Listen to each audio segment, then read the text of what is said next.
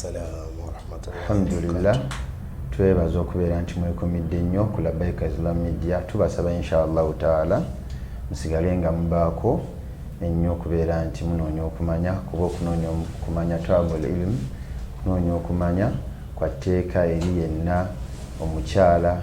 n'omusajja mu mbeera yonna. Inshallah taala olunaku olwaleero tugenda kubeera nti tutandika okubeera nti tunnyonnyola ekitabo kye bayita Fiqh Islam wa Adillatuhu ekya Ustaz Dr. Wahbatu Zuhair musajja mu Misiri, era ng'ekitabo kino inshallah tujja kubeera nti tutambula nakyo mu mbeera yonna ne Sheikh waffe omulungi eyakuguka mu mateeka aga sharia, era nga that means mulungi nnyo mu kye bayita fiqh, mulungi nnyo mu mateeka ag'obusiraamu inshallah taala. Kino ekitabo kye tugenda okubeera nti tutambula nakyo, omusajja ono Ustaz Dr. Wahbatu Zuhair yatambula ng'annyonnyola kuva ku swala, tahara, swala, zaka, empaji zonna najja paka yagenda ahwal shakhsiya. Inshallah taala tujja kuba nti tambula ne Sheikh waffe ajja kubabulira amannya ababuuze nako inshallah taala. A'udhu billahi minash shaitani rrajim. Bismillahir rahmanir rahim. Alhamdulillahi rabbil alamin wassalatu wassalamu ala al-mab'uthi rahmatan lil alamin sayyidil khalqi nabiyil ummiyin rasulina Muhammadin sallallahu alayhi wa alihi wa sallama wa ba'd. Kusoka kwa byonna twebaza ekitiibwa Allah tabaraka wa taala nanyene buyinza atusobozesezza mulundi otenati kuddamu tusinkana ku Labbaika Islam Media. Sabo ekitiibwa Allah tabaraka wa taala atukumire TV yaffe eno kutugwaffe guno agutuwemu ebirungi bingi. Mbebaza abagitambuza ffenna wamu kuba nti mutaddeyo obuvunanyizibwa okola nti daawa egenda mu maaso. Saba Allah abasiime abagazirize ku dunia ate ne ku nkomerero bayingize jjana nga tebabaze. Ekitabo kyetugenda okusoma oba kyetugenda okutambula nakyo Wafiqtum, Allah jalla wala batebesezza ekituufu nti kitabo kya buvunanyizibwa neya kifulumya omusajja wa buvunanyizibwa. Kyayogera ku nsonga nnyingi nga bw'otugambye, nga kyayogera ku nsonga ezikwatagana ku al-ibadat, fiqh al-ibadat. Tugamba nti fiqh al-ibadat tuba tutegeeza okulamula kw'obusiraamu ku bintu bino wammanga, eswala, zaka, hajj, yani arkanul islam n'ebifaananako ng'ebyo. Era teyakoma okwo, omulimu yagukola n'agulongoosa n'ayogera ne ku kye tuyita al-muamalat, enkolagana y'abantu n'abantu nga mwe muli al-bay'u wash-shira, al-ijar, okutunda n'okugula, okupangisa, okuwola, al-qard, okuwola n'ebifaananako. Omulyango ogwokusatu mu fiqh gwe twaliise al-ahwalu ash-shakhsiyya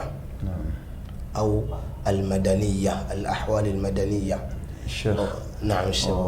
okubuuzaako nsuubira inshallah taala abatulaba ebintu ebinnyonnyodde byonna, al-ibadat n'ogamba zaka n'ogenda ne wali al-muamalat okugula, abantu kyensuubira nti bandyetaaze era n'okutegeera kola kimu kugula byonna n'esswala na bikimu. Era inshallah bakakasa abantu nti inshallah tugenda tutambula mpola, era najjo tujja kubeera nti inshallah tujja. Nsaba ekitiibwa Allah jalla waala atusobozese nakyo tujja kusobolera ddala n'abakyatwazise ku bulamu. Tujja kubanga tukwataganya ate n'ebyokwatagana n'okugula, kubanga okugula nsonga nkulu. Abantu bayinza okuba nga abamu bamanyi nti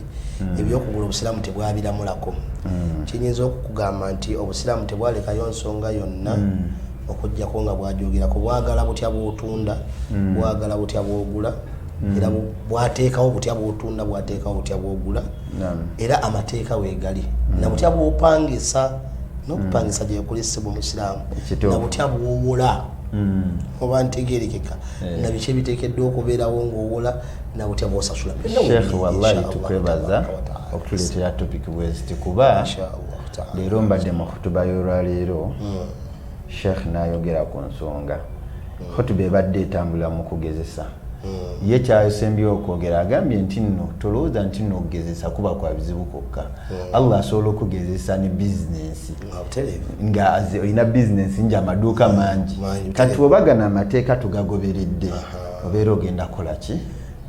era Omar ibn al-Khattab radiyallahu tabaraka ta'ala anhu ekigambo kyekyenjukira agambanga ntakola mu katale kaffe tetukkiriza muntu akole bizinensi zaffe illa man faqaha okujjako omuntu ng'atumye amateeka agakwatagana n'okugula n'okutunda kuba bw'otobitegeere bingi nnyo ogenda kusanga mu katale ng'okoze ebikontagana n'obusiraamu ebiyinza okuviirako ebizibu ku nkomerero yaum al-qiyama. Naam, bituddeyo ku topiki yaffe gye twasazeewo tutandike nayo ahwal shakhsiya oba al-madaniya, embeera z'obuntu oba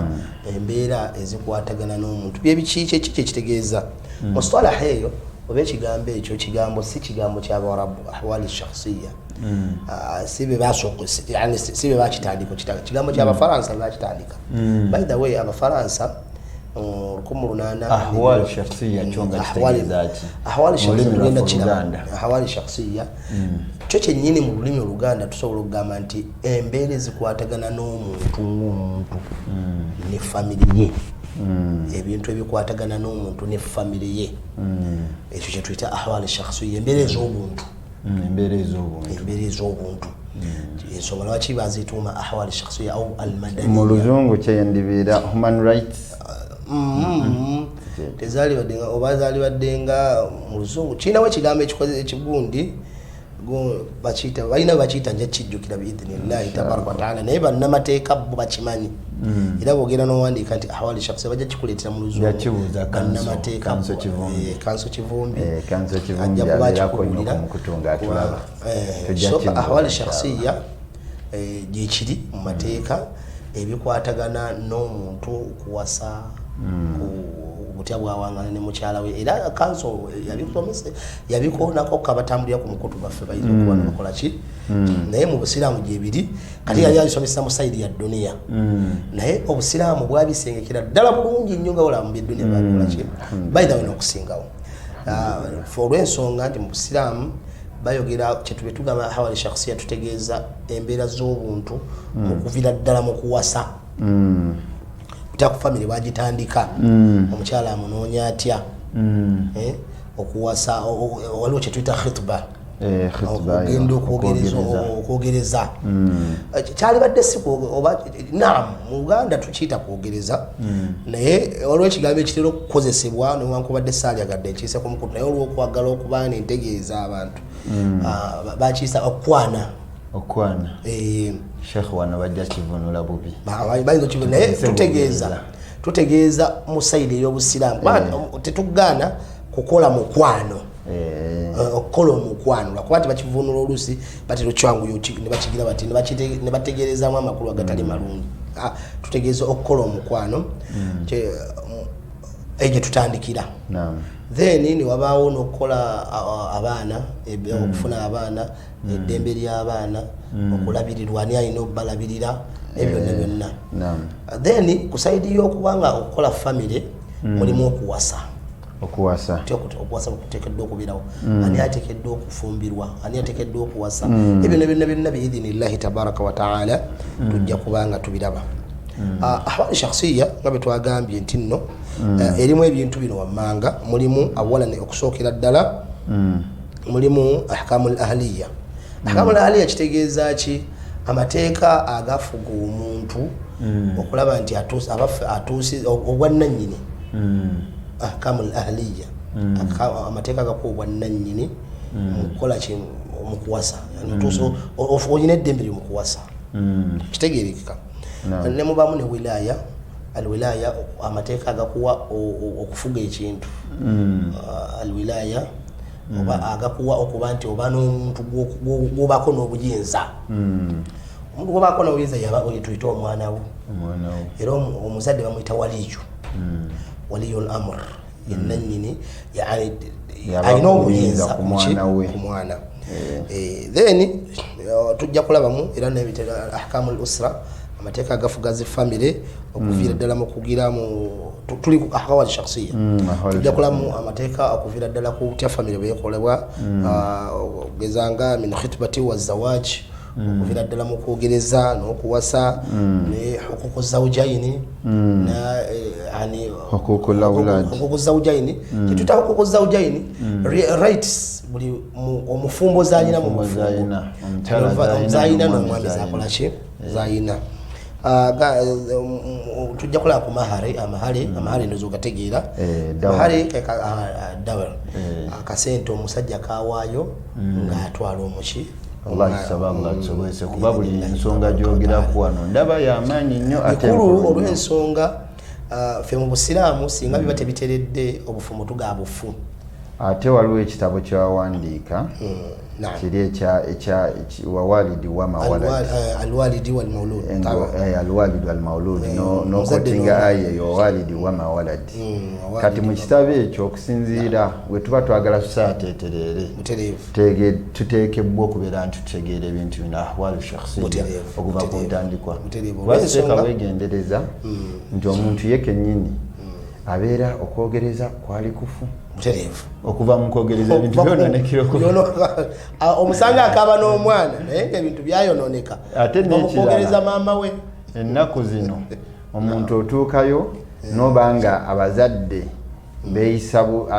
bakola ensobi wano ng'omuntu yasooka okwogereza tugeze omuntu yajja n'ayogereza n'abaana kati omwana ate ne bamugaba ewalala kati omwana ndoza tayinza kubeera naki byonna tugenda kubiraba ekyo nyini bakiyise alkhitbatu ala alkhitba okwogereza kuba bayogereza edda tujja kubanga nakutukalaba ithan tujja kulabiirako ku kye tuyita nafaka wal mahari nafaka kitegeeza okulabirira yani ani ateekeddwa okufulumya ani ateekeddwa okulabirira omwana n'omukyala ennaku zino seeka abantu bagamba ennaku zino osanga ennaku zino waliwo n'omusajja gwe nabadde naye nga alina ensonga zaani mugamba yaha ekyo tokirowoozaako ti ennaku zino njagala mukyala ng'omukyala ye yekolera sente ze ng'asobola okulabirirako ekitundu nange nendabirirako ekitundu kakati oyo aba akyali mukyala agenda musajja munnanga naye n'abakyala ennaku zino seeka basusse okugamba nti nno mwenkanonkano nti ffe twenkana n'abasajja kyasobola okukola nange ebisobola era osanga omukyala ng'agamba nze alabirira ewaka ekyo kiri nti ekyo nyinza okugamba kibeerawo mu myaka gino egisookerwako omwana omuwala ng'akyawulira amaanyi akyasobola asindikeyo abaana aba kaladdemu akyogere ebyo bibeera wano muki mu ntandikwa akyasobola okubuuka nagenda nakolayo akaseera kituuka ekiseera ng'obuvunanyizibwa obuzivunaanyizibwa Allah bwe yatunuulira n'agamba omusajja nti gwe aba alabirira mukyalawo n'abaana bo teyabutunuulira wano mu ntandikwa nga omukyala ono akyalina amaanyi asiwe wokka yabutunuulira ewa gye biggweera kati bwe tugamba nti nno omukyala naye alabiteyo ku obusiraamu tebukkiriza mu bigambo ebimu ku sheekhe wange sheekhe Waina rahimahullah Allah musaasire yagamba era Allah gwe yakajjula amin ya rabbi omusajja oyo yayogera ekigambo yagamba nti wallahi nze mu maka gange sikkiriza mukyala wange kubaako kyakola nga kibadde kiteekeddwa kukolebwa nze ne bamubuuza Walima lwaki n'agamba olwo aya ya Allah mbanje eddaluddawa nti arrijalu qawwamuna ala nisa bwe yakyogera nawulira nga afumisa effumu naga nti wallahi astalifu nsobola okugenda neneewola njembeeko kyengula awaka wadde nga omukyala nkimanyi sente azikola ki azirina so awo basajja olwaleero netutuule netubasabira edduwa balina ebintu ebyo byebateeka mu bulamu bwabwe oluvannyuma lw'okutegeera kitabo kya Allah tabaraka wataala tusaba Allah atuwa okulongoosa era kyetusaba naye inshallah mukulaba okwange tutandise okusima mu topics zetugenda naye nga obwetaavu bwebuli kyebategezaako okugamba kusinziira ku sheekhe bwoleese n'ekigambo kyoleese abantu bandibadde abakyala nabo bandibadde wallahi bawa respect n'abaana bandibadde ba respect bataata baabwe kuba taata seeka alwana ntafuna engeri yenna gyakulamusa usanga taata asima toyi usanga taata akola kino usanga taata yasika ekigaali naye nga wallahi ng'omutwalo w'ogumuwadde bw'ati n'agusindika mu school fees n'akusindika ku rent si ku kimanyi omusajja obeerawo nga toyinaawo yadde 10 nga toyina 10 naye ng'abantu bo basanyufu sinzira wano nebaza abasajja abali mu mbeera bw'etyo era singa waliyo olunaku lw'abasajja lwali badde nalwo gavumenti nayo tugisaba eteeke olunaku lw'abaami Father's Day gyeri sekaraja Father's Day gyeri waliwo Women's Day naye tewaliwo Men's Day teriyo tebannagituwa naye nga bandigituwadde inshallah ekyo tujja kisaba abange sikyogedde nga nti kiri mu ddiini sigezaako kuzuula abadan wainama nga obuvunaanyizibwa nabbi saa sallama yagamba nti singa nali wakulagira kitonde kuvunamira kitonde kinne waakyo naliragidde omukyala avunamira omwami olwa hakki ennene omukyala gyalina mu bulago bw'omusajja omusajja yeerekereza bw'alwala gwe bw'olwala awaka ne mukyala wo n'alwala wallahi weerekereza n'agenda mu ddwaliro gwe nga tonnagenda gandi azo wange nja kumira panado naye omukyala agenda akola ki abaana awaka basobola okukololamu katono n'okubira mu nnaku olekka sente bagende mu ddwaliro naye nga wazze mu kibuga ng'okankana ate ononye sente balabako mu kibuga talidde ekyemisana talidde yebuzaabuzizaawo asobola okufissaawo omutwalo gwafunye agusindise waka balye kati n'atandika kunoonya butya bwaddayo waka agenda kuta eyo hakki ennene omuzadde omwana gyalina era wallahi tusaba Allah asaasire bazadde baffe bamuzeeyi baffe batubeererawo ate ebiseera ebisinga ekisinga okukwasa ennaku nti batakabana mu mbeera bwetyo naye hakki yaabwe tebaweebwa okwagalibwa tekubaweebwa kimala tewaweebwa kwagalibwa kimala kiseeka ekyobola oba kitegedde kyegamba enkomerero ya byonna bamaliriza batwaliddwa nga nti kyobadde okola kyobadde oteekeddwa otegedde nti kubanga omuntu aba yeetaga appreciation eyo okusiimibwa okwo Allah jalla wala yatutonda naye ayagala tumusiimibwa abaako byatukoze kiri kitya ku muntu billahi alaika ngasobola okujja mu kibuga neyeebuzaabuza n'akomawo ewaka ne mukaaba ng'atunudde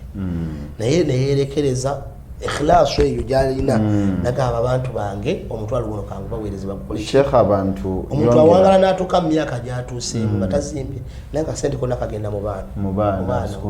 otuuka mu maka g'abantu abamu nze mikwano gyange mbamanyi n'otuukayo nga eddagala lyagulidde abaana asobola okukola mu famasi eddagala lyagulidde abaana kujjanjaba kino asobola okukola ka famasi n'akatulamu n'alannama naye nga sente zonna takyazirabako naye ate sheekha nti obuzibu obuliwo bwe ŋŋambira bannaye abaana abantu abamu sheekha era ojja tunyonyola ku hadithi eno ya nabbi waffe Muhammad sallallahu alaihi wasallama gye yali atugambirako nti ani gwe tulina okusinga okwagala ku maama nani naye abantu omunamalungu ye yajja n'amubuuza ye n'addamu ummuka emirundi esatu abantu abamu bagivunula bubi n'aba nti wagende waka n'agenda akwata emitwalo 5 n'agiwa maama nga situgenze taata n'amuwa emitwalo 10 kyokka taata ayina n'abuvunanyizibwa nga tetugenze wala Sheikh Wayne byali atusomesa tugamba enzivunula nfu obuvunudde bifu nabbi tategeezangako ekyo okwagala ekintu tekitegeeza nti bw'oyagala ennyo bw'oteekeddwa okuwenya oba ntegeerekeka yagamba mwagale yes naye ate mu kuwa taata asobola okuba nga yasooka olwa obuvunaanyizibwa bw'alina n'obuvunaanyizibwa bw'alina eri baganda bo abalala oba ntegeerekeka ekitegeeza nti nno bwe tuba tugenda okuwa mu tayimu y'okuwa ate munnange tusooka taata tetusooka maama era nze nkikola emampaayo sisoosa maama olw'ensonga manyi akasente ke kakuki kakuluuzi newankubadde ekyo sikikola mu lwatu olw'obwagazi buli bwenkola ki bwe nnina bwe bannaamira ogw'okusooka okwagala ye okukolawo embeera yonna yonna emuleetera okubanga musiimu maama kyokka ate nga ye taata mu kwagala kwange kwe mulinako ngezezzaako okulaba nga mutaasa okagobere mutwalo nengugira bwe nti so ekyokugamba nti kumuka kitegeeza kuwaayo kuwadde tebikwataganangako byo naye sheekh ebintu bye tuba tulekera okubeera ntwogera butuufu we tukola netufuna obuvunaanyizibwa n'ozaala otandika okulaba bataata baffe nti baali bamaanyi baseeka ennaku zino abavubuka obeera ewaka ng'olinawo abaana bana naye nga okubalabirira lufuuka olutalo bataata babeerangawo abaana 20 nebamulekwa ne baani nga ffenna tulya nga ffenna tutambula bulungi kati wallahi ekyo kyokka kyokka oba okitunuulidde ebintu byonna binebirala twandibirese ne tubawa respect ne batuweerera ne batukolaki kuba omuntu seka agenda kugamba nti ekonomi ya lulisi eyakati ekyo seka tebikwatagananga buli muntu wawangalidde ekiseera mwawangalidde obuzibu bwasisinkana bwe obuzibu nawe bwowulya bwosikolaki tewaliwo tebakulimbanga nti olwaleero okugula ekibanja kyangu nnyo mbwe mabega eri kyali kyangu byonna byebimu era naye bwe baali bakitunda nusu 2 ng'okunoonya ebbiri zifuna mu bulamu obwo si kyangu bantegerekeka kati olwaleero naffe abaana baffe bajja kujja bagaye nti mzee namuba mwali kuki ekibanja kyali kya bukadde 10 kumbe okunoonya obukadde obubiri si kyekiki si kyangu olwaleero kati nemmere mu kaseera kali yaliwo eri yesu naye nga si erabike nga yeetaaga okulima bamuzeeyi bateekangamu gambutu ne bakeera ne bagenda ne bakola ki ne balimanga siga nti yerimiranga ye balina malimira baali bano baalina ewaka so tubawe ekitiibwa kyabwe obuvunaanyizibwa ekyo tukivudde ku kye bayita nafaka taata Allah tabaraka wataala yamuteekako obuvunaanyizibwa obw'okulabirira famire ye okugiraabirira mu mbeera y'okubaliisa okubasuza okubambaza n'okubajjanjaba ebintu bina bikulu okubaliisa n'okubambaza n'okubasuza n'okubajjanjaba ebintu ebyo byonna bivunaanyizibwa ku musajja yateekeddwa okuba nga akola ki abiraba nti bituukirira mpozi abaana balina era ku taata waabwe nga tukyali ku biki ahadaafu ba ebiri wansi wa shakhsiya abaana balina kye tuyita hukukul auladi auladi eddembe ly'abaana mulimu okuba nti bafuna olulyo ku kitaabwe anasabu olulyo ku taata seka kino ekyanasabu kyateeka wateeka kitya omwana singa abantu bangi olwaleero DNA zaleesooze naye busiraamu bwali bwasuluvinga ensonga nabbi yabimanya Allah yamulaga byonna ebijja mu maaso nagamba abasiraamu bemamwagala okuwona alwaladu lilfirashi abanga omwana aba wannannyini buliri lwaki obutaleeta bizibu ku sayidi eto n'obutaleeta bizibu ku sayidi ki seeka olaba wano wembadde njagadde okubuuza wogenze ku nasabu wano nti omwana ayina eddembe omukyala ayina eddembe okugamba omwana nti taata oyo ono era nasabu si yeyo ekika enasabu eddembe lye tunayogera ani bwe baliwa tetunalegera ani alaga mwana ani alaga mwana kika obusiraamu bwe bulaga omwana ekika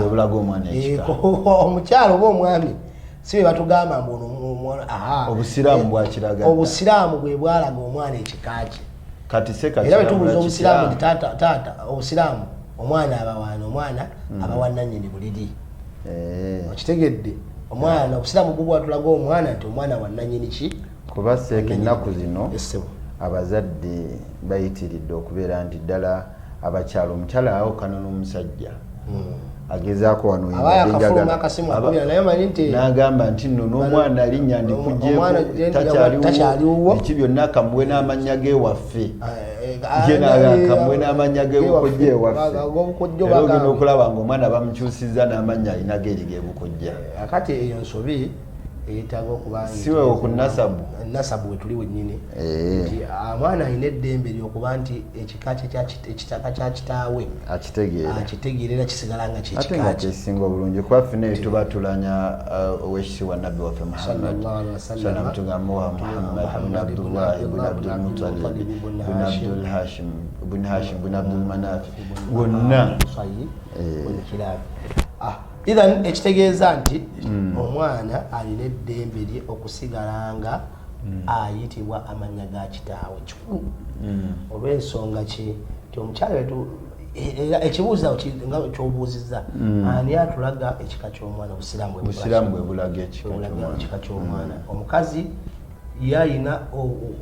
egundi ekyemu yokka ebbanga lyamalanga mufumbo hakki eriemu yakusitula lubuto